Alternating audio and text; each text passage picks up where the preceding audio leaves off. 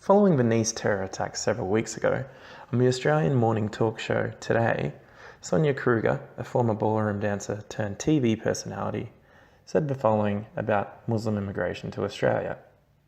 I'm going to play the whole clip because I think the reactions are interesting. Or is it actually really simple? I mean, personally, I think Andrew Bolt has a point here that there is a correlation between the number of people who are Muslim in a country and the number of terrorist attacks. Now, I have a lot of very good friends who are Muslim, who are peace-loving, who are beautiful people, but there are fanatics. And does the population and the correlation between those two things, is it having an impact? I mean, if you look at Japan, Japan has a population of 174 million. It has 100,000 people in that country who are Muslim. We never hear of terrorist attacks in Japan. Personally, I would like to see it stop now for Australia because I want to feel safe, as all of our citizens do, when they go out to celebrate Australia Day. And I'd like to see freedom of speech. And Lisa, I think, we're seeing I'd like journalists to see freedom threatened. of religion as well as freedom of speech. They both go hand in hand. But we're not saying there's no freedom of religion.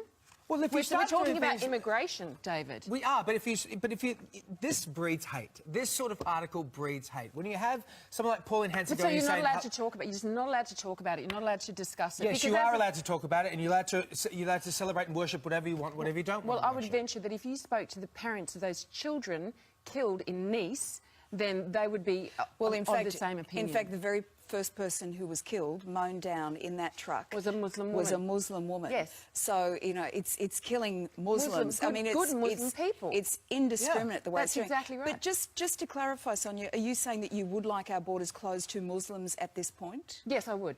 I would, because I think at this Which point... is the Donald Trump approach. I think we have something like 500,000 now in our country, well, perhaps it is, but for the safety of the citizens here, I think it's important.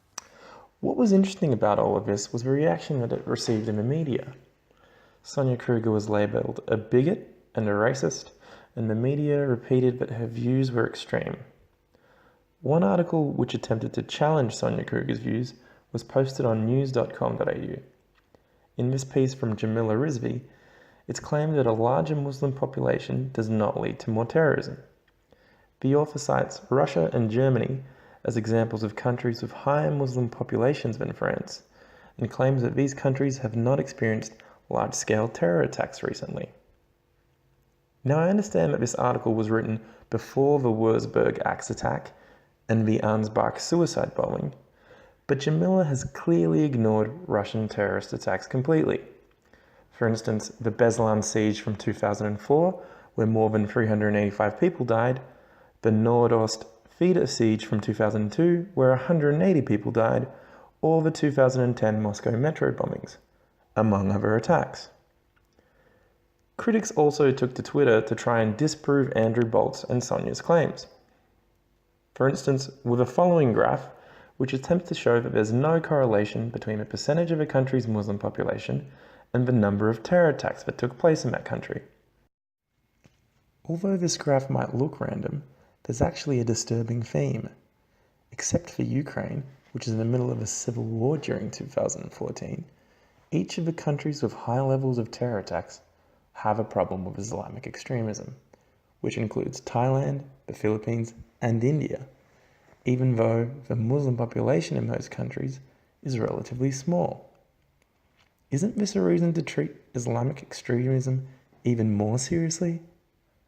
Because if we don't accept what the problem is, we can't be effective in preventing further attacks.